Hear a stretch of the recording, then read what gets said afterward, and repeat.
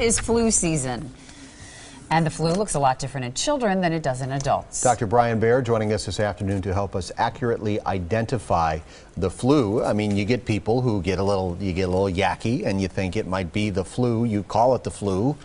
What is it really, though? Well, it's tough, especially in children. You know, oftentimes they'll present with normal symptoms of the flu like high fever, non-productive cough, sore throat, and they'll just generally be punk.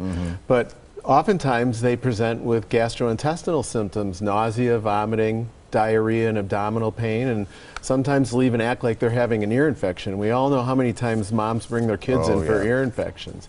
The key here is if you're not sure, take your child in early. So is there anything, though, that you should be aware of, like for parents to know? Well, I think for parents, first and foremost are if their child has medical conditions like cardiac disease or neuromuscular disease, and especially asthma, they're at much higher risk for pneumonia and things that could be very serious, and they could end up in the ICU. So they need to keep that in mind.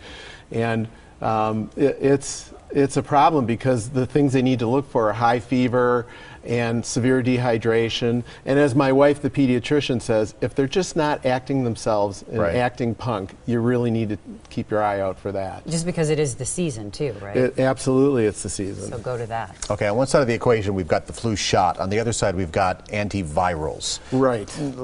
Pros and cons. I mean, everybody needs to get the flu shot, more or less. Well, the thing about antivirals is it's a little bit controversial. They may help, and a lot of times they should have been used when there are two infections going on at once. So like I said, they may look like they have an ear infection, and they could in addition to the flu. So it's somewhat tricky to make that diagnosis. I say a lot of people may be a little confused now, like, do I call the doctor, do I not? What's the take-home message? The take-home message, first and foremost, is mom and children should all get the flu vaccine.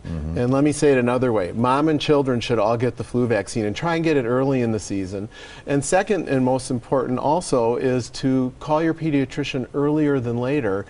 And it will also help them to know if you and your children have had the vaccine, because then they won't have to worry about that as the diagnosis. All right. Good advice. Dr. Baer, thanks for coming in. Have a question for any of our experts?